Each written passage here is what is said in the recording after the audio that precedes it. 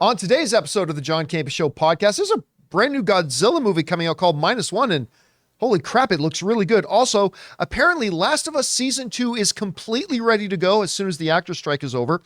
Daredevil has been pulled indefinitely from the release schedule. We'll figure out when that's going to come out. Also, that Taylor Swift concert movie has caused all three other films that were going to release on that date now to move. And we're going to talk a little bit about the biggest winners and losers of the 2023 movie season. That and a whole bunch more. The John Campea Show podcast starts right now.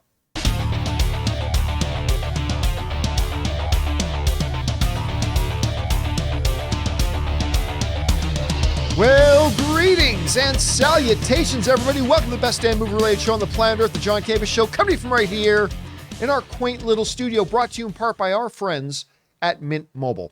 I'm, of course, your host, John Campea, and it is an awesome honor and privilege, as it is every day, to have you, our international friends, gather around so we talk about our favorite things in the world, movies and movie news, TV and streaming, all sorts of good stuff, not just giving you our opinions, but also giving you some information and context so you guys can form your own well-informed opinions, whether they're the same or completely different from ours. I'm joined in studio by Ray Ora. Godzilla, baby. Jonathan Boyko's over here. All right. Writer, director, producer, and also visual makeup effects practitioner and victim. Robert Meyer Burnett is here. It's good to be here, and I echo my esteemed colleague Ray Ora's sentiment. Godzilla, baby! By the way, you should check out Rob's social media because he posted some pictures because you were standing in for a friend's production, right? Well, yeah, I was. No, it's a production. It's a movie I'm producing, but we added gore to it. And it was, we wanted to make it more exploitation than it is. And I physically sort of resembled the father that's killed by his children via being flogged to death. Spoilers, Rob. Spoilers. Yeah, I know, it's terrible. So you know, we're doing it. We can't pay an actor. Some body makeup done. So I had, and Vincent Gastini, who did things like he made the wings for the Angels in Kevin Smith's Dogma. We were at his facility, and he wired me up, and they flogged me for 7 hours. And look, Greg, because you were texting me some of the pictures, it looked pictures. Really good. I was impressed with myself. And of course, most importantly, you guys are here. Thanks so much for joining us. Here's how today's show is going to go. We're going to start off by going through those topics that I just listed off. Then in the last part of the show, we're going to take questions and topics from our YouTube channel members. For those of you listening to our podcast feed, we also have a YouTube channel. We put up some videos every day, and we have a terrific group of supporters that are known as our YouTube channel members. And if you are a YouTube channel member, thank you so much for being that. And we ask every day that they send us in some topics, and we discuss those, at least as many as we can, at the end of the show. All right. With that down, let's get things started here with this. You know, what was the name of the last Godzilla movie that Toho did? Shin Godzilla. Shin Godzilla. I never saw it. It was really good. Yeah, I heard a lot of people say really good things about it. I'll be honest with you. While I grew up watching the Godzilla movies, and I got a kick out of Godzilla versus Kong and stuff like that. Yeah. I find Godzilla movies are a lot like zombie movies. They're the same. Right? It's the same thing. It's like everything's fine one day in Tokyo and then, oh no, Godzilla's coming out of the oceans, right? Kind of the same thing. So I never got around. I never saw the Shin Godzilla and stuff like that, but they just dropped a trailer. I believe it's also Toho that did this one. Yeah. For a brand new Godzilla movie called Godzilla -1. I have no idea what that means, but it's only a 90-second trailer. I think it was a 1 minute, 29 seconds. And in the first 15 seconds, I thought, this is the greatest Godzilla trailer I've ever seen. Yeah. It looks awesome. It's visceral. Apparently the writer and director of it also did the visual effects. So a little bit like Neil Blomkamp from District 9, pulling a little bit of that. And it just looked like some of the explosions, like Godzilla himself, yes, but then some of the explosion stuff felt so uncomfortably real that I was viscerally pulled into it. And I guess this is Godzilla. I'm only going to guess this is him surviving a nuclear blast. Mm-hmm. Yeah, it looks. And now he's just pissed. And there's a great line in the trailer where it says, "That monster will never forgive us." So I don't know what we did to piss off Godzilla or what people did, but I'll tell you what, I haven't been this excited to see a Godzilla movie maybe ever. And that's the power of a good trailer. Rob, I know you came in and we said, have you seen the trailer? Like, what? They put out a trailer for it? You watched it. What do you think about the trailer? Well, I'm a huge fan of the whole franchise, but Godzilla's kind of like the Batman comic books. You know, in the 60s, the Batman comic books became really kind of goofy. And then you had the TV series. And now Batman's very serious. We get like The Batman. We got Nolan's Batman trilogy. And I think they've kind of done that with Godzilla. Godzilla's been very goofy. It started out as a very serious meditation on post-war atomic Japan, you know, after it had been dropped 2 atomic bombs on them. We did. But now they're moving back into the very serious realm of Godzilla, and it looks like they're going back to examine post-war Japan in this. And, dude, I'm so there for it because, you know, Godzilla started out as being a scary force of nature. Then suddenly he's jumping around with this little kid blowing atomic smoke rings, and it was very goofy. The one with him fighting alongside a giant Spider-Man will always live in my head. I mean, and that was crazy stuff, you know, and now it's back to the really serious. I mean, how many people die in this 90 minute and 20 seconds? A lot of people. A lot of people die in this. Yeah. And it's the way I like the way. I mean, some people will never take Godzilla seriously, and I understand why. But I take this seriously, John. I look at this. You showed to me. You were giddy to show this. Oh, let me look at it. Show this to you. And I'm like, man, I can't wait. This looks so good. And the last film, Shin Godzilla, was a modern day Godzilla movie where it was like the Japanese version of FEMA had to deal with Godzilla as a natural disaster. Like, how do we, a force of nature, just what do we do? Something that they have to put up with every once in a while. Yeah, like a tornado or something. And it was really good. And the Japanese have been making these Shin. They've got Shin Ultraman. They have Shin Kamen Rider. So they're going back and they're taking these sort of, I guess, things that were kid-like and bringing them into the modern age and making them much more adult in their sensibilities. So all the kids who've now grown up with these things and are adults can watch them and go, well, this is kick-ass now. Now, I didn't freeze frame it to double check it for sure, but there's a shot near the end of the trailer where it's a solid static shot of a city, and then all of a sudden a ship comes flying into it. You know what? I have to freeze frame it because I'm not sure. That ship looked an awful lot like the space battleship Yamato. And the coloring and the shape of it, I'm not saying it was. Well, it would have been, that would have been right because the Yamato, the original Yamato, sank during World War II. Right, so it could have been from that era, right? So, or I don't know if there was a little bit of an homage going on in there, but it looked pretty good. Ray, you were pretty giddy about it. You said you really liked it. Because I'm used to, I think, the newest Godzilla. I wasn't into Godzilla back then, like the black and white movies, but I just got into Godzilla with the newest one, Walter White. I didn't even watch the one with was it Matthew Broderick?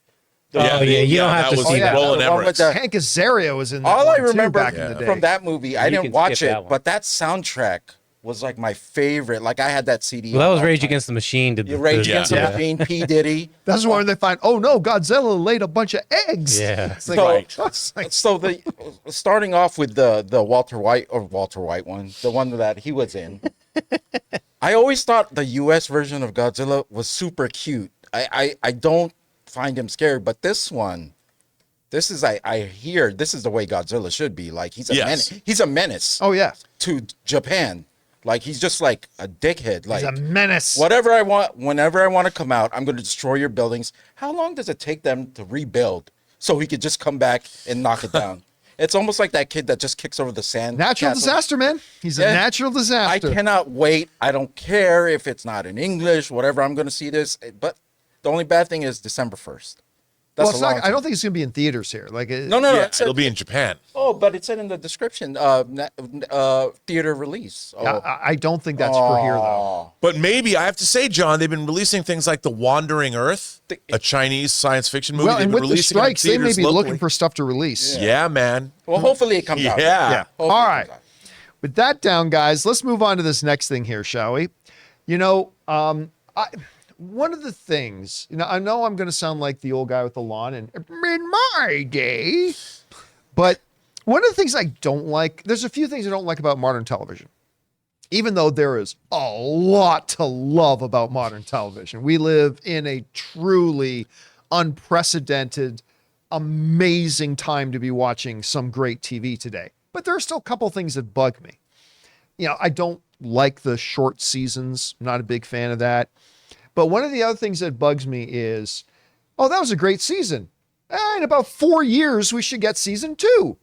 Yay! Like I'm that bothers me a bit. It's like, You know, it wasn't that long ago. They were making 23 episode seasons and cranking them out every year. But at any rate, Last of Us, man. When Last of Us came out, I mean, obviously, very popular game. A lot of people had a lot of high hopes. But I don't know if those high hopes came along with high expectations because, of course, the video game genre sucks whenever they've tried to put stuff out, with some very, very, very few exceptions. Last of Us was a completely different creature. Last of Us might still be the best thing on TV. I was absolutely floored by how good it was. They kept the stuff they needed to keep from the game, and in other things that they changed, they kept the spirit of the game, even though they changed certain things. They always kept the spirit of it. And it was just some of the most remarkable stuff I've ever seen. I mean, it was just absolutely phenomenal. However, very shortly after the season ended, we got word that it'll probably be about 2.5 years till we get season 2. I'm like, what? Come on now. But at any rate, obviously it could be even longer because now we have some strikes going on. But according to this new story in Deadline, the series co-creator Neil Druckmann, who also created the game, is saying that, hey, we're ready to go. As soon as these strikes are over, we are absolutely ready to go and roll with this. He talks about that they had been able to make, before the strikes, a lot of progress. They said the entire second season is completely framed out. Everything's ready to go. They've been able to accomplish a bunch of stuff even while the strikes are going on. How? I'm not sure. I don't know if there are some exceptions about there for a showrunner who's also an executive producer of a show or whatever. That's whatever. So yeah, I mean, listen, this is exciting to me because even once they start making this, we're probably still going to be 2 years removed from it coming out, which I really don't like this. I don't like having to go this long. I don't even know when second season of Game of Thrones, House of the Dragon comes out. But at any rate, this is at least encouraging to hear that enough progress has been made that they can get the wheels going again. Rob, obviously this is a show you also really enjoyed a lot. Loved it. What do you think about his comments here? Does that surprise you that they've been able to make this much progress? And realistically, when do you think the earliest is we're going to be able to maybe see a season 2? Well, I think, with a strike on, people don't want to rest on their laurels. And while they can't officially work on things, I think Druckmann and Craig Mazin, it's really their show. And they're going to have to do the work anyway. And as they protest and do things, I mean, people who are creative don't stop work on something just because they're necessarily on strike. They're not being paid to do it. Eventually they're going to have to get paid to write their scripts at some point. So if they've got it, and they might have, by the way, John, I don't know this, but it took a long time to make this show. So they could have they could have had scripts written before the strike began. True. And so they've just been figuring out how to produce the show, how to make maybe the location work that they did in that show was amazing. The Canadian locations, they found different cities. I thought that was really phenomenal. They could have been doing that, just traveling around, looking at things that were unrelated to writing, but they are producers as well. So they who knows what they were doing. But if they're ready to go and can hit the ground running and they shoot the whole thing at once, we might get it within a year after the strike's over. I would imagine, because it's going to be hard to schedule everybody because everyone's going to be trying to rush to make things. But I think this is really great. And I felt that The Last of Us, it's exactly the kind of thing I wanted, where I felt that Craig Mazin and Druckmann knew what they were doing. They knew what they wanted to make. We, as the audience, were recipients of people that really understood their vision and delivered exactly what they wanted to, which is a great adaptation of the game. The acting was exemplary. The writing was terrific. The effects work, everything about that show was first rate. And as a video game adaptation, I was blown away. And as a genre show in general, I thought it was terrific. By the way, it's not quite Game of Thrones numbers. 24 Emmy nominations, including for Best Drama Series. 24 Emmy nominations, including Best Drama Series. If you'd asked me just 3 years ago, you think you're ever going to see a video game adaptation TV show get nominated for Best Drama Series? Nah, and yet here we are. Well, it's because they had people that took the subject, took the original material and devoted such faith and talent to it and took it seriously and gave us something that was top tier on every level. Yeah, and you know the funny thing just too is, and where they made change, because they did not treat the source material as sacrosanct, right? Right. And where they did make changes, again, they maintained the spirit of it, but every change they made actually elevated it. Episode 3, which it's funny because you don't even have to say what it is. All you got to say in TV crowds is say episode 3. Everybody knows what you're talking about. They're talking about the Ron Swanson episode The front. sorry, what's the actor? Nick Offerman. Nick Offerman. Yeah. Thank you. But I prefer to think that this is the what happened after Parks and Rec. Ron Swanson. He's the survivalist, but everybody knows what you're talking about, right? Like while those characters had their roots in the game, like that's an original episode, and that episode kind of came to epitomize the spirit of the show.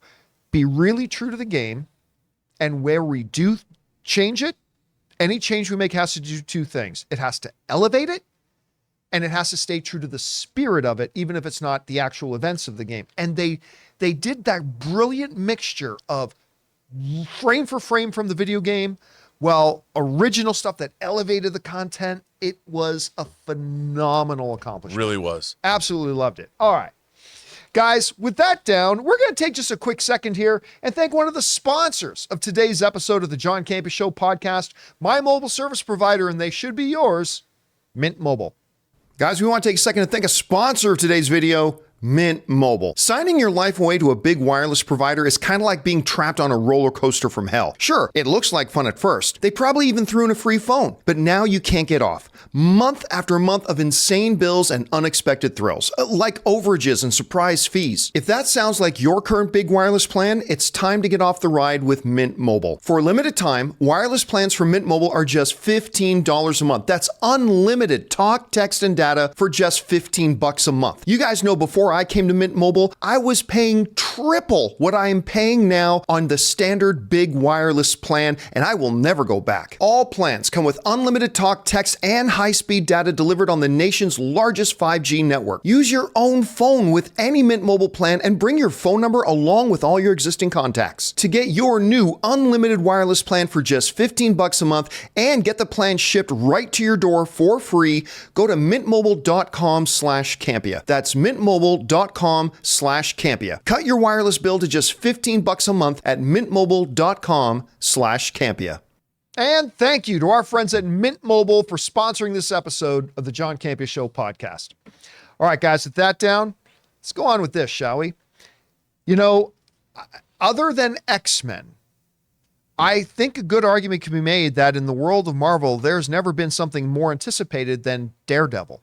Yeah, you could say Fantastic Four, but you know, Fantastic Four had 3 other iterations that were all fairly disappointing, whereas Daredevil, I'm not going to call it the best video game adaptation television show, but it's definitely in the conversation as one of the best ever done, and a lot of people have been very, very excited about that coming over. Now, there's still some debate. I think Charlie Cox has made it pretty clear this isn't the exact same Daredevil as the one that was in the Netflix series, but it's going to be almost exactly like him. Whatever. We got Charlie Cox coming back. We got Vincent D'Onofrio coming back. Everybody's really excited about it.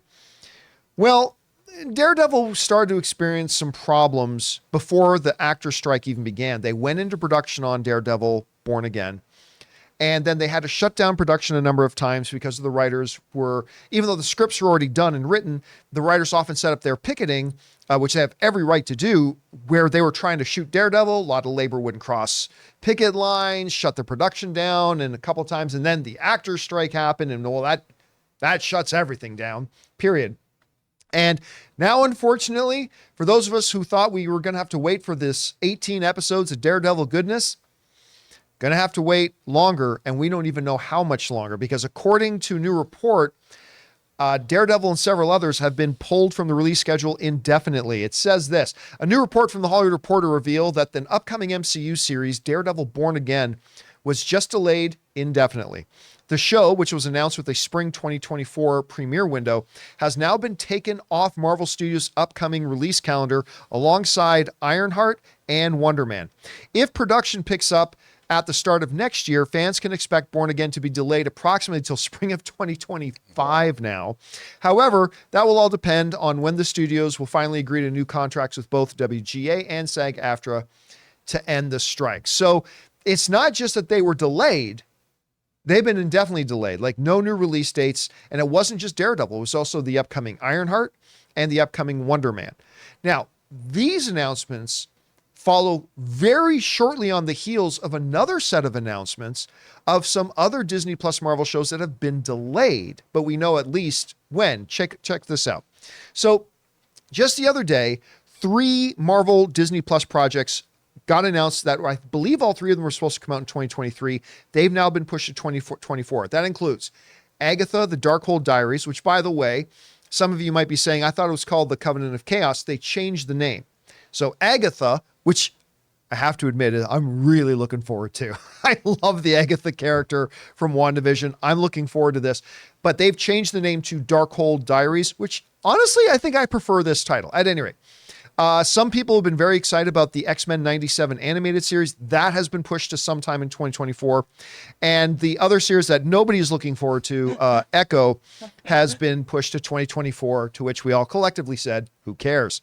And again, no disrespect to the character. I just think the people who made Hawkeye did not do this character justice. They did not do the Echo character justice. And I don't know anybody that can. I'm sure some people are. I'm saying I don't personally know anybody who came out of that Hawkeye series going, I can't wait to see this Echo series. I thought they really dropped the ball with the character. At any rate, that now goes alongside with these 3 shows that have been pulled. Let's pull that graphic back up again. That have been pulled down. Daredevil, Born Again, Ironheart, and Wonder Man now off. Now with Wonder Man, I don't even know that they made any progress on that at this point. Ironheart is another one, not as bad as Echo, but after watching Wakanda Forever, I didn't hear a lot of people coming out of that going, ooh, I can't wait to see a whole show with Ironheart. Whatever, it is what it is. So, but we got Agatha, Darkhold, Darkness, X-Men 97, and Echo delayed. Delayed indefinitely are Daredevil, Born Again, Ironheart, and Wonder Man. Rob, do you see these, the movement, all this kind of stuff? Kind of a bummer for some things. I'm reminded of this too. Maybe this is a topic for another time, but man, Marvel has just been in this period of they've been trying to expand their MCU way too fast with too many characters and too many things. You know, you go back to the beginnings of the MCU, they did Captain America, they did Thor, and they did Iron Man, and they did like 2 or 3 of those movies before they started spouting off 50 new characters. And right? they were interconnected. And they were all interconnected. So they were always adding to a storyline that plussed each other. Leading up to the Avengers, they had a place that we all knew they were going. And then the ramifications of that echoed through other movies, and now that's sort of ended. How are all these movies now connected? Well, it's not even... I just feel like every 5 minutes there's a brand new character being shoved out there, and they're not. It stops anyway. That's besides the point. Yeah. These delayed. What do you think about the ones that have been delayed? What do you think about Daredevil just being pulled off the release schedule, and we may not even get it until 2025 now? What do you think? Well, look. I mean, the ones that have been delayed. Agatha, do I care? I mean, they haven't even defined. But they haven't even defined how does this, other than the Darkhold, how does the supernatural work in the MCU? It'll affect Blade. We got a little taste of it at the end of Eternals. I don't know. Maybe that's what this show was going to do. X-Men 97 I'm kind of interested in just because I like the original X-Men show from the early 90s. Echo, like you said, don't care. Daredevil, the Charlie Cox show on Netflix, to me was like pinnacle Marvel television. And I think, look, I know you weren't as big a fan as some of those shows, but I thought you loved Daredevil. I love Punisher as well. Yeah, Punisher was great. And to me, those are sort of still the gold standard.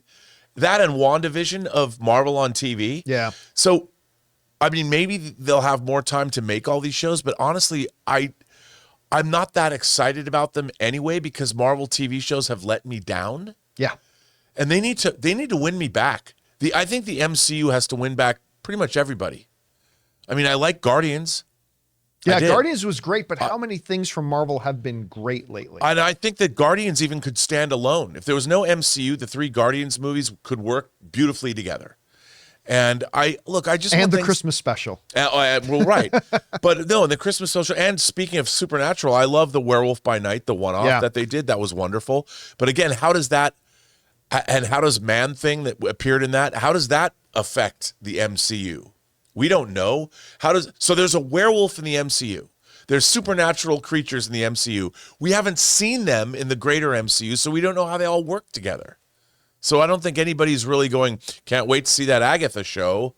You know, it's not. Is it like the? very But is it excited like for the the Agatha Carrie Diaries, the Darkhold Diaries? I mean, I don't know. Look, I think it's going to be great because Miss Han is a deft comedian. She's amazing, and I think whatever she's in, I'll watch her. I hope it's good. But these delays, John. Yeah, I was just thinking again, like you go back to the beginning of the MCU and like before they would rush out with 13 or 15 new characters, they made sure we had a couple of Iron Man movies. They made sure we had a couple of Thor movies. They established this world. And now, like, okay, we got introduced to Shang-Chi, which to me, maybe I think the best MCU both movie loved since it. Endgame. Yeah, right? We haven't seen him again. We got 45 other character movies coming out, none of which are getting any deeper or getting second chapters of their stories. It's just that, we had Shield. Anyway, that's another thing entirely. But Daredevil delayed again, probably not till 2025. And it's going to be hard to maintain a lot of energy and excitement about that for that long. But we'll see how it turns out. All right. With that down, let's move on to this, shall we? Last week, there was a seismic event that happened in the world of movies when out of nowhere, Taylor Swift announced that her current tour, which by the way, it's the Eras Tour, is now officially the biggest tour in the history of music. Making over $2 billion, they're saying is going to be fine, which by far, I mean, not even close. It by far makes it the biggest tour of all time. That's very Swiftish. Very Swifty. And they announced that they're releasing a movie version of that concert, one that was filmed in Los Angeles just a couple of weeks ago. And that was coming to theaters. The impact was immediate. Movie ticketing websites were crashing. Shows were selling out across the country. We started getting messages from fans who watch from around the country. It's like, I live in Kansas. Just tried to get tickets for my girlfriend. All sold out. Now, we on this show pulled up the AMC ticketing site and we started to look at show times. Sold out, handicap only, front row only, sold out, front 2 rows only, sold out. It was kind of crazy. And we also talked about how the fact that a lot of the movie studios and distributors were really pissed off at particularly AMC, because AMC is the distributor of record. AMC Theaters is the distributor of record for this. Now, there is a unwritten rule, a gentleman's agreement, if you will, amongst the world of distribution that, hey, you're going to give a heads up to the other studios and the other distribution companies of when you're looking at releasing something, so everybody knows when to put their movies and move them around. Well, a lot of studios are pissed off that AMC just kind of announced that they were going to be dropping this movie in October, when other movies have planted their flags right around that release date already. My attitude, even though I'm not the biggest fan of AMC right now, my attitude has been, fuck them. Because you know what? Warner Brothers didn't give AMC movie theaters any heads up when they decided to take their entire year's movie slate and they're going to make a day-and-date release on HBO Max. Universal didn't give AMC any heads up when they decided to take their Trolls movie and go, oh yeah, it was supposed to come out in a few weeks. Yeah, no, we're going to put it up on streaming instead. I mean, the studios and the distributors have been fucking over the exhibitors, the movie theaters, for a long time. So good on AMC for sticking it right back. But at any rate, we actually have 3 full movies that were supposed to come out when Taylor Swift's movie was supposed to come out, and they have now, it's official, they've all evacuated. They've all run away, in the words of Monty Python, run away. They all got out of the way. Let's take a look at those movies. Those ones that we've got are, and I forgot that I have the graphic here on my machine, so I got to bring it over. Okay, so the ones we're looking at are, we already knew the Exorcist move. They announced that last week, that they moved up the release date to get out of the way. Then they have the new 2-time Academy Award winner, Hilary Swank. 2 times. Hilary Swank's, her new movie, Ordinary Angels. And just last week, we talked about the trailer a little bit. The new Meg Ryan rom-com with David Duchovny. Woo! Called What Happens Later, which actually was kind of a cute little trailer. It was a cute little trailer. And she directed it. Yeah, she's directed the film too. And you know what? Not a bad. And I love David Duchovny. I love David Duchovny. Look how neat. It's now official that all 3 movies have gotten out of Dodge. They've all said, nope, no thank you. We're not going to try to compete with the Taylor Swifties getting in there. Mm-hmm. And even though this Swift concert thing is going to be limited, it's not going to be a 4,000 theater release. I mean, it's a more limited thing. I'm predicting the per screen average, because there's a number out there. There's a number, whenever you look at box office results, there's a number that says the per screen average. Like, it takes the total amount of box office, divides it by the actual number of screens it played on, and that's your per screen average. While this will not break all-time opening weekend box office records, I have a feeling this might break the per screen average record. I don't know that. I haven't heard any other pundits say that, but I have a feeling, considering all the screenings. And by the way, overnight, I just went to my AMC's local website where there were 5 screenings of this movie on opening day at my local AMC. That's now 12. Yeah, They've we knew added that like was 7 coming. more screens to it overnight. And I don't know if they're sold out yet or not, but it's pretty big, Rob. I mean, it is a big deal. It is an expensive deal. It is a huge marketing thing. Studios picking their release dates, planting their flags on dates, building marketing campaigns around that, figuring out screen availability, actors and stars, promotional availability, all that kind of stuff. It's a huge deal to move a release date. All 3 of them, boom, out of the way. Have you ever seen anything like this in movies? No.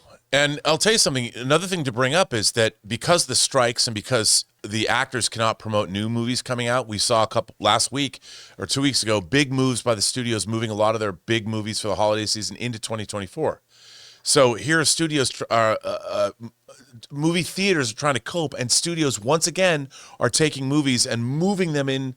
You know, Dune 2 leaves 2023 and goes into March 15th of 2024. But the studios are not going to the movie theaters. Hey, sorry, we're taking our product out of your theaters again. So when they get mad at AMC for Taylor Swift coming in like the angel she is and saving them, I mean, already, John, a month out, more than a month out, they've sold tens of millions of pre-sale tickets for these movies, selling out all over the place. You know, Taylor Swift for the last 15 years has meant a lot to generations of girls growing up, I mean, who love her music. And I think they shot this, the LA shows were just a couple weeks ago. Yeah. So and knowing that when you're shooting with synced cameras and things like this, it doesn't take long to film a concert and cut in between all the cameras with modern technology. And to get this in the theater, I'll bet you that this was something they necessarily weren't planning, like at first. Oh, no, when they first, they actually talked about that. When they first planned the tour, they hadn't thought about this. Right. It was only, I mean, I think somewhere around March, I think they said, is when they said, what if we filmed it and put it in movie theaters? And when they first had the idea for it, Yes. they pulled this thing together in record time. And what was great, SoFi Stadium is a brand new stadium, so I bet technically it was already set up to be able to do Probably. something like this. Well, on HBO Max, I think I brought this up the other day, but I think it's on HBO Max. The Weeknd, good Canadian kid, by the way. Right. The Weeknd did a sold out couple of concerts in SoFi Stadium, and they put that concert video up on HBO Max. And I think you're 100% right about they've built in technology on Steve, because it is shot beautifully. It looks great. And even the trailers for this concert look amazing. And think about all the people. Look, this was a very expensive concert tour. It was difficult to get tickets for a lot of people. I think, kudos to Taylor Swift. I understand. She's an incredible businesswoman. I love the fact that she's been re-recording her albums that Scooter Libby had. She's phenomenal. I'm a huge admirer of her as a business person. This is a great business decision. And the fact that they went to AMC's distribution arm, that AMC is self-distributing this. I'll tell you one thing, John. I'll bet you seeing this in one of their Dolby theaters is a banger of an experience, because it's probably incredibly well recorded, beautifully photographed, and hearing it in that kind of an environment, or even one of their IMAX environments, it's going to sound great. I don't think you were here when we talked about this. So speaking of AMC, Don't know if you heard this. I want to get your reaction to this.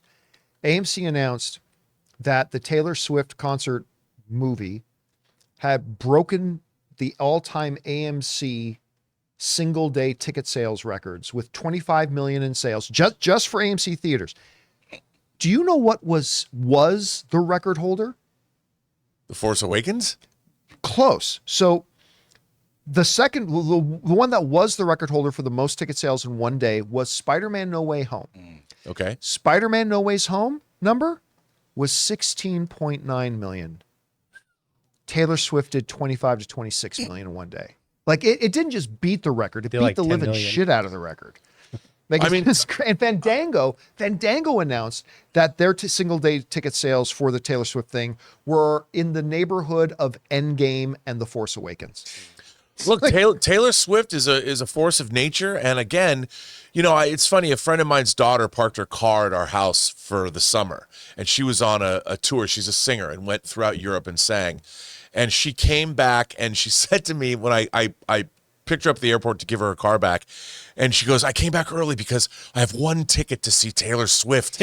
And she told me. It's she like told- Willy Wonka. I've got the golden ticket. She had the golden I got the ticket. golden- And she said, when I was 9 years old, I sang a Taylor Swift song in a talent contest. And now here I am, a college graduate singing across Europe, but I made it back to see Taylor Swift. And I'm like, so from 9 to now 22, Taylor Swift has been a major force in your life. And that was one girl. And I'm sure the entire planet feels the same way because clearly Taylor Swift is a once-in-a-lifetime entertainer and, you know, a whole generation. God bless her. I gotta tell you, one of my I don't want worst to date her, though. worst aged comments ever I have ever made. Like I'm pretty good at like predicting when something's gonna be big. Like I remember this is like early pre-first Spider-Man movie. Said this James Franco kid, you watch, this kid's gonna be huge. He's gonna be huge. Did, right? But my buddy Chuck Norris, not that Chuck Norris, one of my film editors, his name is actually Chuck Norris. That's his real name. Anyway, Chuck Norris reminded me of this because back in the day, as we were editing one of my projects, Taylor Swift had a hit song or something like that. And I said, yeah, a year from now, no one's going to know who she is. She's going to be here today, gone tomorrow. Yeah, no, that one did not age well because here we are in 2023 talking about her shattering box office records. All right. Amazing, though. She's amazing. It's absolutely amazing. By the way, I was watching it like a doc, and apparently smartest thing you talked about her business acumen, smartest thing she ever did. About over a decade ago, whenever she would go on a date, like a first date with somebody, she made them sign an NDA. Yeah. And that's why you never hear stories, not legitimate stories anyway, about her dating relationships. Because anybody who wants to go on a date with her, cool. I know this is an awkward way to start, but you got to sign an NDA that says you can never talk about it. Well, I was kidding. That's why I said about But isn't that dating smart, her. though? But I think she's incredibly smart. And honestly, it's not just her music, but her entire lifestyle. The fact that she's surrounded by a huge group of really good friends. Yeah. And a lot of her friends go on tour with her. I mean, I think in terms of a successful individual, I've always been impressed with not just her business acumen, but kind of the way she's led her life. Yeah. I mean, she's really impressive. And what she did with Scooter Libby, I mean, basically her original recordings were taken from her, and exploited. And she was like, F that. I'm going to just re-record. I mean, she re-recorded her Didn't albums. Prince do something similar? Similar. Yeah, yes. I think Prince did something similar. But to that not too, like yeah. re-recording he didn't go back and re-record Purple Rain. It wasn't Yeah. like Prince's version or whatever. No, I mean, and she's doing that. And I'm like, that is a baller move, man. You go, Taylor Swift. All right. With that down, let's move on to this, shall we? We are now in September. Wow, 2023 is motoring along. But we are now in September, which means it's official. The summer movie season is done. And I came across a really interesting article in Gizmodo. I'm also a major tech head, so I read Gizmodo and The Verge and like a lot of Engadget, like all this kind of stuff. Yeah. But at any rate, they had a really great article that they simply called like the biggest winners and losers of the 2023 summer movie season. And I thought, that'd be a really cool thing to kind of go through and discuss here on the show. So that's what we're going to do right now. I've got their article up right here. Biggest winners and losers of the 2023. I thought we'd go through this and kind of think about what we think. I mean, I think we all know what the biggest winner is, and it's Barbie. But we're going to start this thing off. Winner, Barbie. I mean, there's no doubt. I don't think anybody in the world thought that we'd be heading into the last part of the year and that Barbie was going to be the number one box office film of the year. It just came out of nowhere. It's an incredibly smart, higher level kind of deeper thinking sort of thing in the facade of a plastic doll movie. Tremendous success. It is now the number one film. It's at $1.38 billion now. So past Mario Brothers, which again, just jump back 1 year. Tell somebody that the two biggest movies of the year are going to be Barbie and Mario Brothers. Not a lot of people would have believed you at the time. But yeah, I mean, obviously, Rob, is there any doubt that the winner of the summer movie season was Barbie? No, I think it was the winner of the year. Yeah. So that's what they list off there. Next off, they talk about horror. A big winner because you had Talk to Me. Yeah. Which got a lot of people. And Insidious Red Door, while I had no interest in seeing it and I didn't see Insidious, it did fairly well. Now, obviously, you also had Voyage of the Demeter. Did not do so well, but a couple of really good surprise hits for horror in this summer movie season. What did you think about that? I think it was fantastic. I mean, the great thing about Talk to Me, made by two brothers from down under, they cut their teeth making TikTok videos for online. They learned their craft. And I would have thought we would have seen a lot more of this. How, you know, it used to be you'd make an independent movie, like Spike Lee made something like She's Gotta Have It. But I would have thought with TikTok and the technology that we've got, that we'd see a lot more filmmakers like the guys who made Talk to Me. They honed their craft for years on social media. Then they applied it to Talk to Me. And dude, I thought Talk to Me was really good. And it had a really, again, A24, I don't know what they put in the water over at A24, but they have impeccable taste when it comes to finding emerging filmmakers, especially horror. Because everything from, you know, Ari Aster to Robert Eggers and The Witch, and they have done a great job bringing new talent up and giving us great horror films. And good on them, man. Now, this next one they list as a winner is a little bit questionable, but they call winner Marvel. Just Marvel. It's a little weird because they mentioned two projects in particular, which is, of course, Spider-Man Across the Spider-Verse, which is actually Sony, but it's a Marvel character, but it's a Sony movie. The other one they mentioned is Guardians of the Galaxy 3, which ended up, you know, exceeding a lot of expectations, made well over $800 million. I mean, good on them. That was great. I don't know, though, that I would qualify one of the winners as being Marvel, again, because Across the Spider-Verse, which I still think is the best film of the year, that's a Sony picture. It did have Guardians, but it also had Ant-Man and the Wasp: Quantumania, which is very early in the summer, but still that was there. And I know this is only movies, but they also kind of struggled on the Disney Plus front. Right. Even though that doesn't really count here. So I would say Guardians is definitely one of the winners of the season. I think Spider-Man Across the Spider-Verse, which nearly tripled the box office of the original Into the Spider-Verse, was definitely a winner. I think Rob, I don't know what you think about this. I would hesitate calling Marvel a winner of the summer movie season, though, just based on the one film.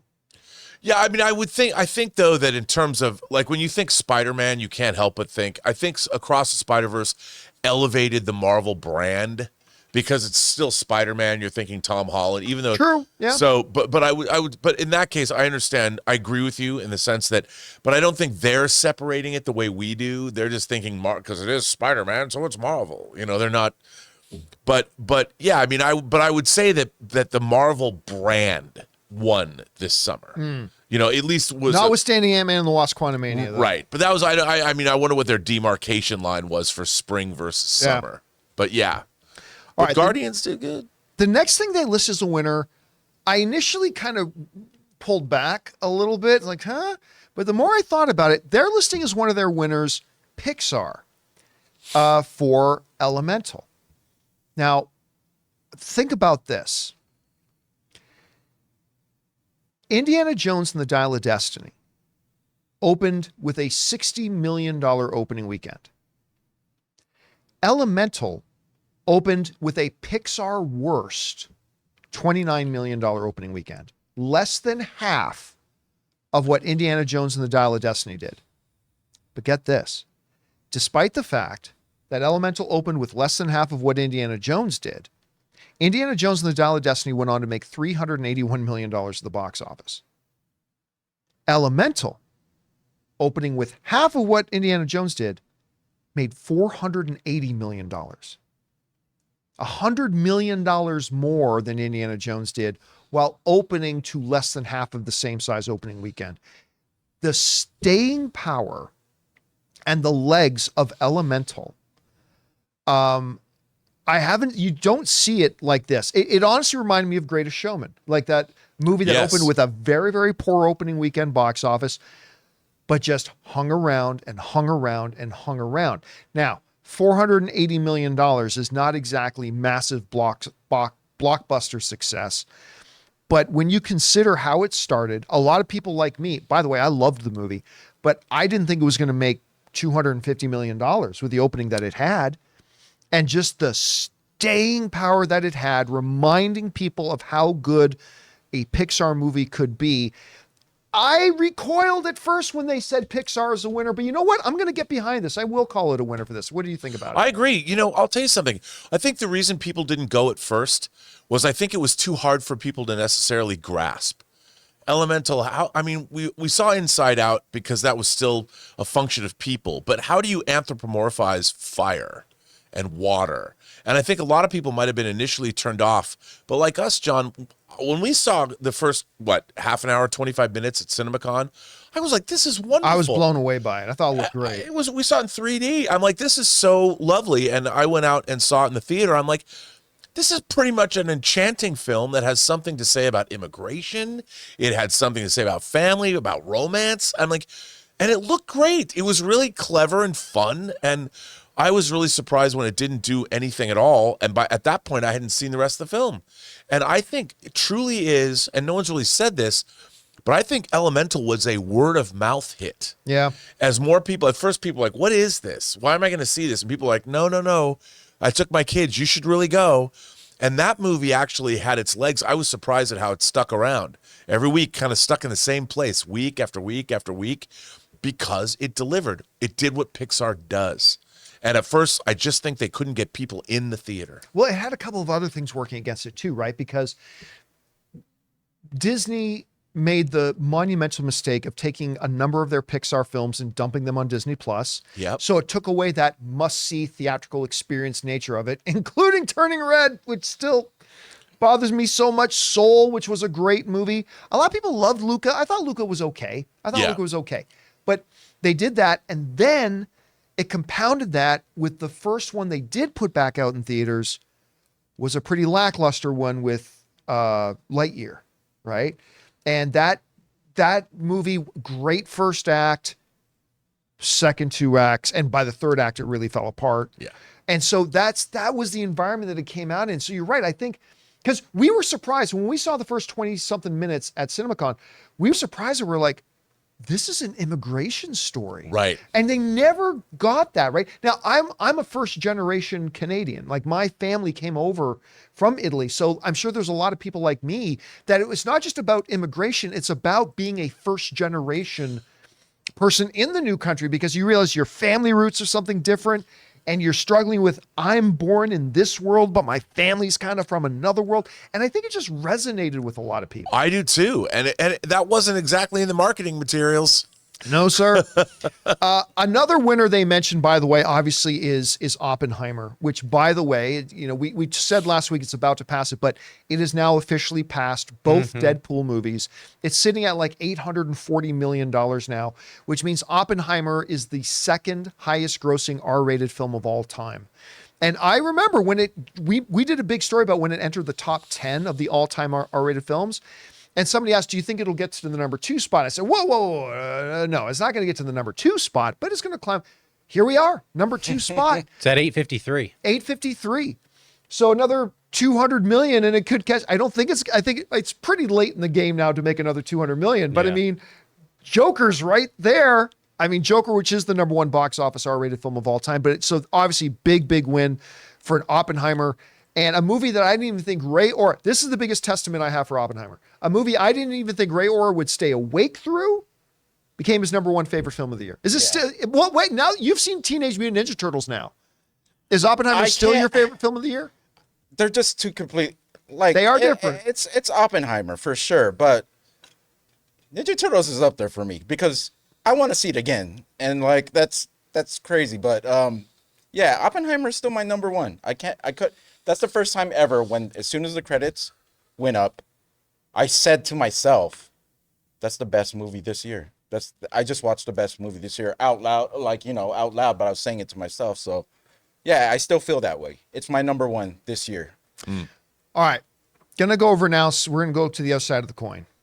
Gizmodo in their article proclaimed the number one biggest loser of the summer 2023 movie season is DC. And it is very, very difficult to disagree with this. In an era where we kind of became unrealistically accustomed to big comic book movies making $1 billion at the box office, they put out two films. They put out The Flash, which I don't even know if it got to 250. If it did, it barely got over $250 million worldwide. And then they put out Blue Beetle, which is a fine little movie. I enjoyed Blue Beetle. It's not one of the great comic book movies, but it's an entertaining film that I had a good time watching. I had some issues with it, but it's a good film. It just crossed the $100 million mark worldwide. Oh. $100 million worldwide. This is going to be this is probably going to end up being even less than Shazam! Fury of the Gods. It's probably going to be the lowest grossing major comic book film of this new era. Now, we've gone over a lot in recent months about how DC has been dead for 5 years. They put out 7 movies. None of them in the last 5 years have made more than $400 million. That's ridiculous. Think about that. But if you needed an explanation point on that, the summer of 2023 definitely get that. Rob, I can't have any disagreement that the loser of the 2023 summer movie season was DC. What are your thoughts? I completely agree. But I think, look, there's a lot of things going on here. I watched The Flash this weekend on a 4K disc with Elizabeth, who hadn't seen it. She loved it. And I enjoyed it. Again, watching it at home, watching it all the way through. Again, I had so much fun with this movie. We had fun with it at CinemaCon. I understand. I've heard all the arguments against it, all the arguments for it. But I really think what happened, and I don't think it can be undersold, when they hired Peter Safran and James Gunn to take over. They completely negated a lot of the interest in these movies, because these movies were seen, especially by the core audience, as being immaterial to anything. See, I disagree. The reason I disagree with that, and that's a popular sentiment, but the reason I completely disagree with that sentiment is that theory holds water if the movies that came out prior to that announcement were making money. Oh, but they were all already tanking. I right? agree. They were tanking before they ever made that announcement. But I think that Blue Beetle and The Flash were much more entertaining than they're giving credit for. Both of those movies. I agree. And I think that and I think Aquaman's going to suffer too. I'll be like, we've talked about on this show whether Aquaman will even make $500 million. This is from $1 billion. Up until Barbie, Aquaman was the most successful Warner Brothers movie of all time. And Barbie's trounced it. Actually, that was Harry Potter and the Deathly Hallows. Oh, was it? Wasn't Aquaman? Or maybe I'm thinking. But it was up there. It was way up there. So here's $1 billion franchise that has another movie coming out that there's really no excitement for. We're moving into the holiday movie season. It comes out in December. It's supposed to come out last December. But I do think it might not. I know it's a popular sentiment, but I think these movies that I think delivered more than, say, Birds of Prey did, in terms of entertainment value, they're good movies. And the problem was, they're in the wake of a transition. I hope their Superman's going to be better, but yeah, they've got to do. I wouldn't want to be James Gunn right now, directing Superman. Oh, it's the biggest hot seat. It's the biggest pressure position in Hollywood right now. They're trying to maybe ever in terms of reviving a brand. Because can you imagine if Superman fails? Oh, they're done. They're done. They're you know what it is? And again, I don't want to put any undue pressure, but remember Universal's Dark Universe? I honestly think it's just about how they put out the first Mummy movie that I didn't think was as bad as a lot of people thought it was, but it was not great. They put out that movie and it stumbled and it killed the entire franchise they had planned. I honestly believe, now, under no circumstances is Superman Legacy going to be a huge box office hit. It's going to take time to rehabilitate the image of DC and get people back on board. But if the movie's not awesome, forget box office. It's got to be awesome to start rehabilitating the image. If this movie's not awesome, this brand new DCU, I almost said EU again, this brand new DCU is as dead in the water as the Universal Monster universe was, because the first one dropped the ball. I mean, again, going back to Black Adam, you had a movie that had been pumping for 15 years that had the biggest movie star in the world. And they even put out in their marketing, Henry Cavill's back as Superman. Yeah. That movie couldn't make $400 million. That's how bad the state of DC is right now. So I agree that the big loser. They do mention a couple of other losers as well, and it's hard to disagree. Indiana Jones and the Dial of Destiny. The movie, like Black Adam, could not crack 400 million. Now, granted, this was coming off of the most poorly received of the Indiana Jones franchise. Actually, a lot of people don't even count Kingdom of the Crystal Skull as a part of the franchise. Yeah. Came off that, decades too late. It just was never able to generate that buzz, whatever. And I remember it played, I think it played at Cannes. I think it played at the Cannes Film Festival. And that's where you had a lot of the big outlets were there covering it. And I remember, because you and I were talking about this, they did their first screening at the Cannes Film Festival, and everybody was kind of excited to hear, and the response was pretty lukewarm. Yeah. Coming out of the Cannes Film Festival from the major outlets. They were like, and right there, you could feel all the wind come out of the killed hype the movie. sails. It killed the movie. Yeah. And you know what? I didn't even mind the movie. I certainly think it was better than Kingdom of the Crystal Skull.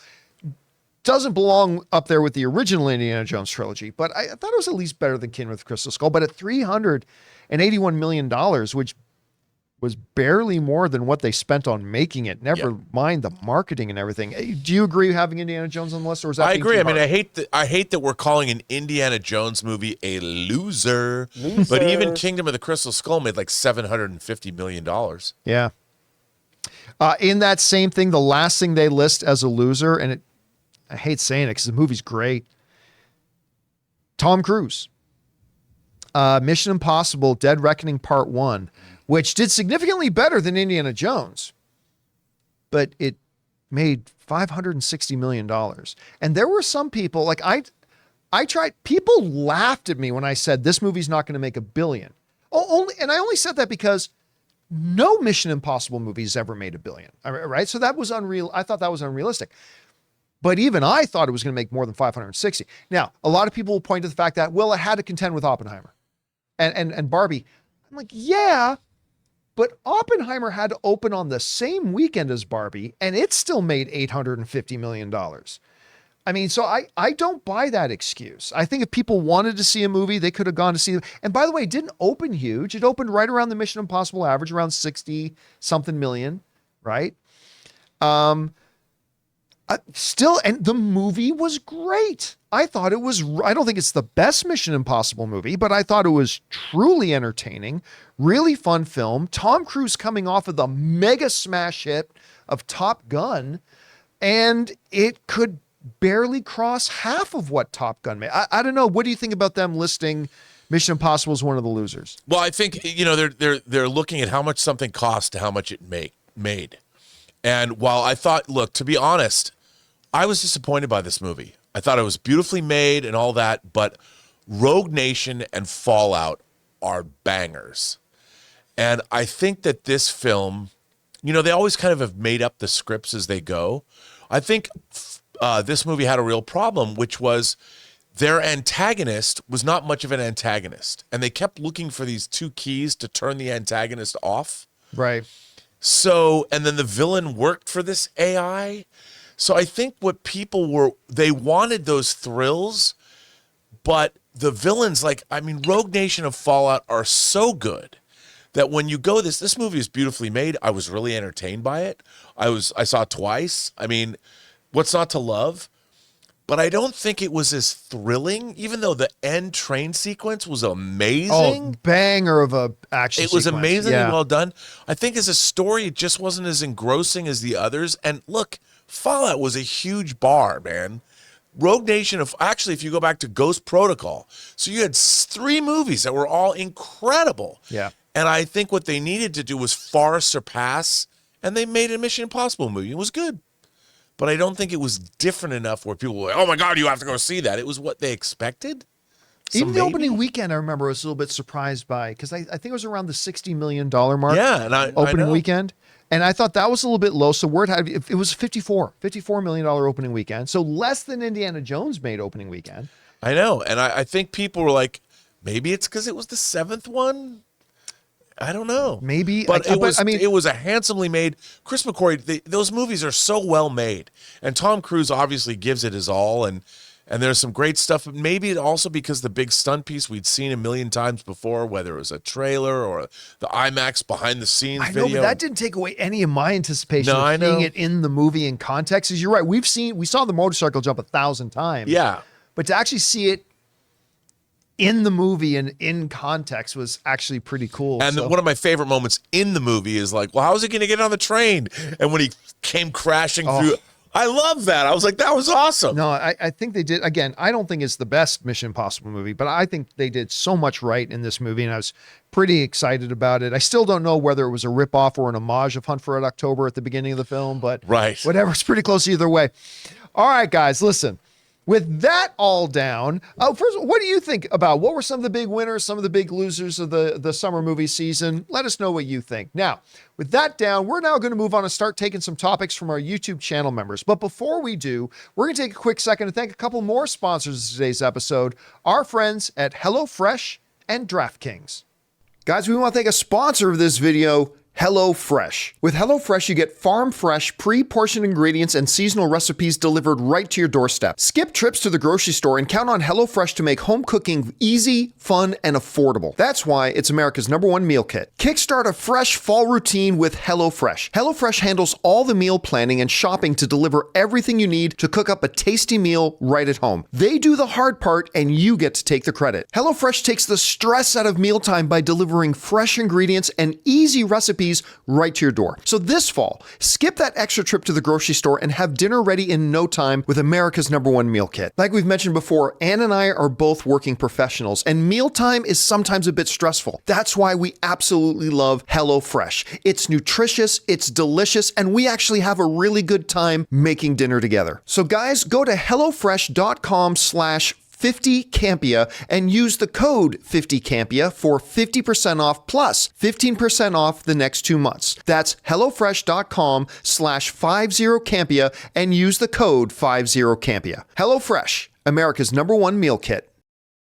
Guys, we want to take a second to thank a sponsor of today's video, DraftKings. Can you believe we've had 7 months without an NFL game? Crazy, right? Well, good thing that's over. NFL is here, and DraftKings Sportsbook, an official sports betting partner of the NFL, is giving you a can't-miss offer for Week 1. This week, new customers can get $200 in bonus bets instantly when you just bet $5 on any NFL game. DraftKings is hooking everyone up with game day greatness. All customers can take advantage of 2 new offers every single game day this September. Check the app to see what you get. So download now and use the code Campea to sign up. New customers can take home $200 in bonus bets instantly just for betting $5. That's code Campea only on DraftKings Sportsbook, an official sports betting partner of the NFL. The crown is yours. Gambling problem? Call 1-800-GAMBLER or visit www.1800gambler.net. In New York, call 877-8-HOPENY or text HOPENY 467-369. In Connecticut, help is available for problem gambling. Call 888-789-7777 or visit ccpg.org. Please play responsibly. On behalf of Boot Hill Casino and Resort, Kansas, 21 plus age varies by jurisdiction. Void in Ontario. See dkng.co/football for eligibility, terms, and responsible gaming resources. Bonus bets expire 7 days after issuance. Eligibility and deposit restrictions apply.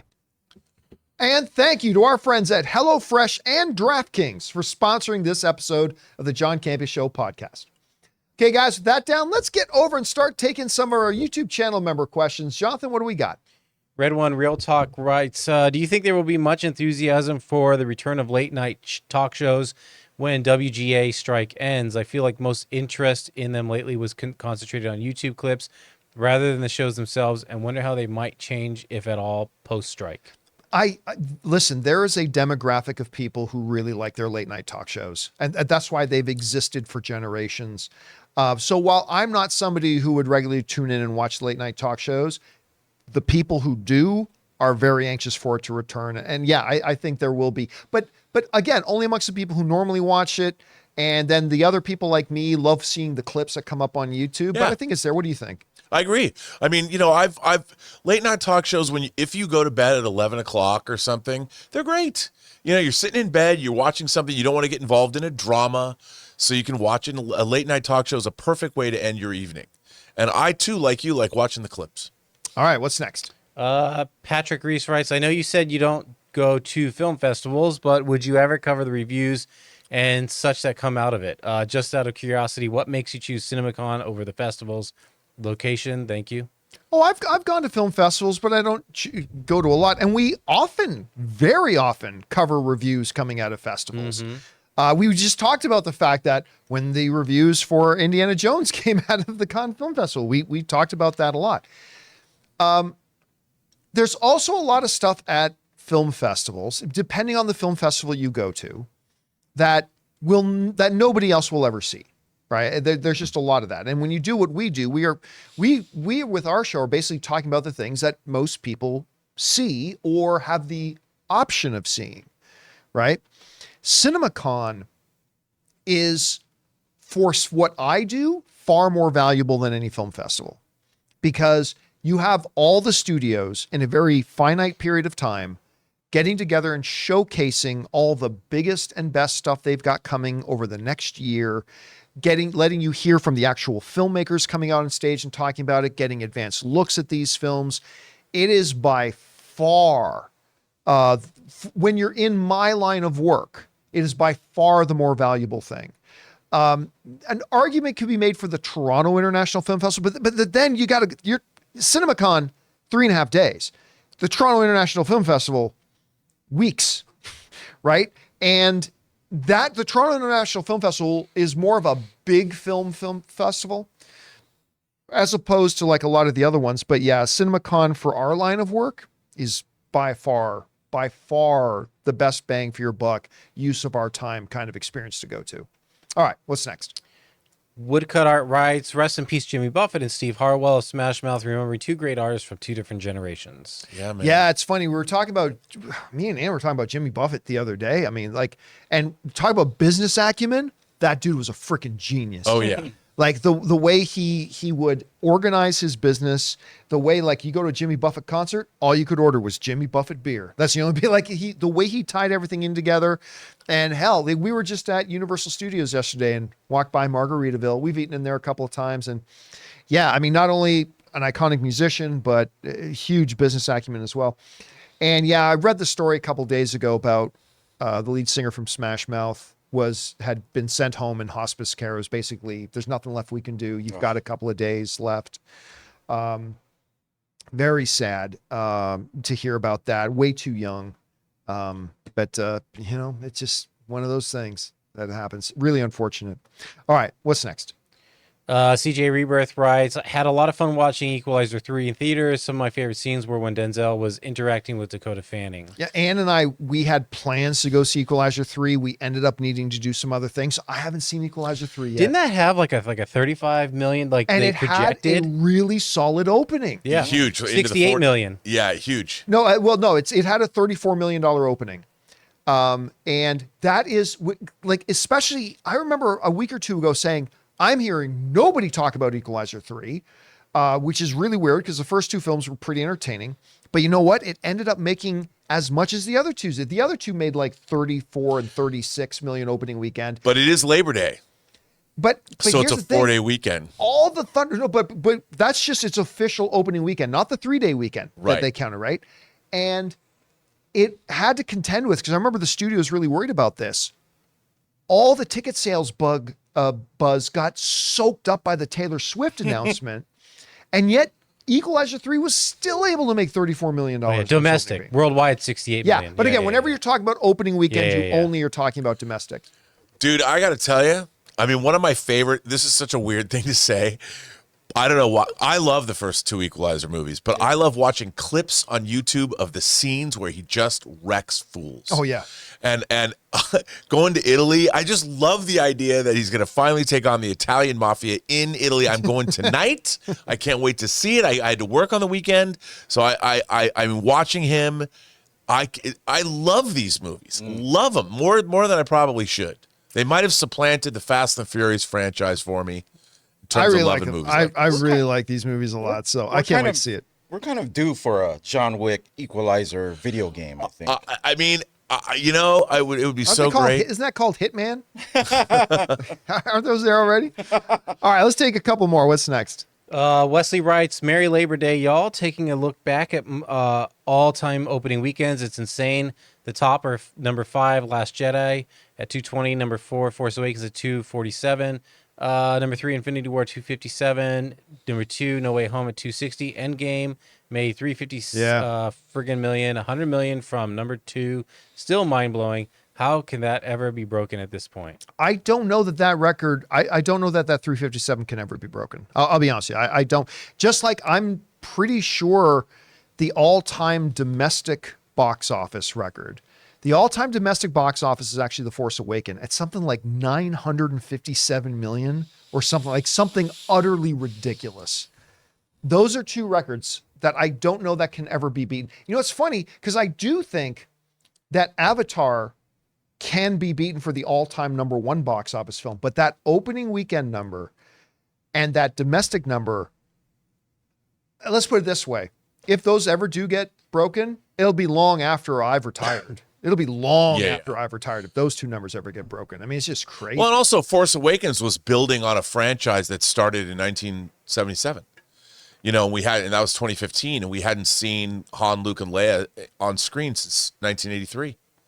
So I don't know if that'll ever happen again. Well, we saw baby Luke in the prequels. Yeah, but not Mark Hamill and not Carrie Fisher, you know, and generations of people grew up with that stuff. So, all right, let's do one more. What's next? Jai CSC writes, what's a movie that you wish you watched in a cinema but never did for different reasons? Each, I wish I saw Gravity and Nice Guys at a cinema. Well, those are good ones. Those are good. Nice Guys is so good. A movie that I never got to see on the big screen. Well, for the longest time, it was Lawrence of Arabia. Mm-hmm. But then I did get a chance finally to see that on the big screen. Mine is first Jurassic Park. You never saw it on the big screen? No, I didn't. I mean, it seems like every year they do a short re-release of it, so you'll get the chance. They just did one. Yeah. I just want to see that one part. For me, I don't know. I mean, it would have to probably be a couple of the other of my all-time favorites. Like, I never saw that would have some beef to it being on the big screen. One would be Spartacus.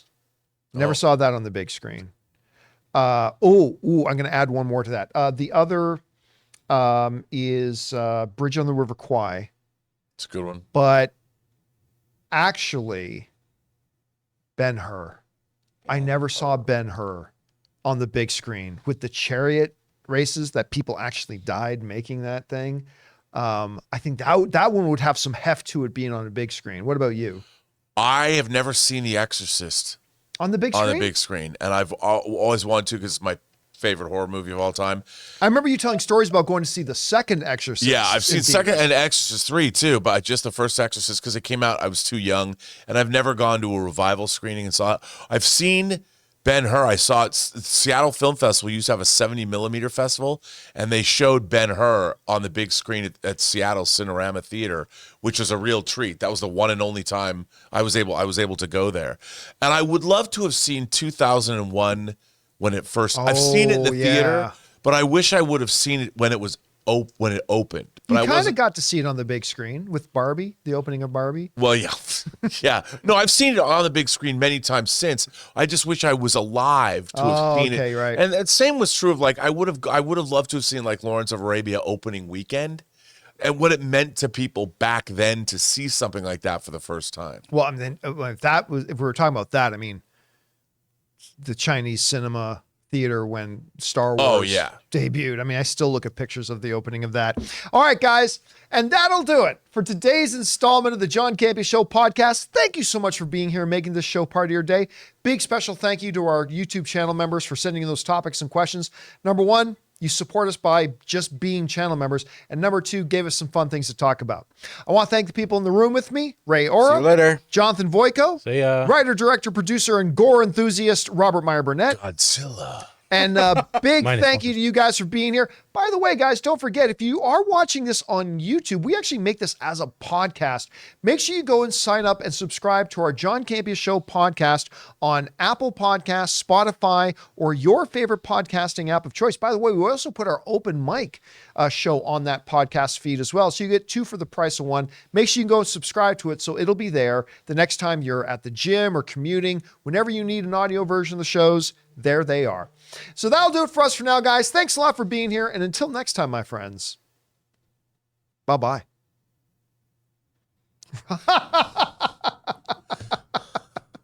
Wow. Your scripts, Rob Patrol.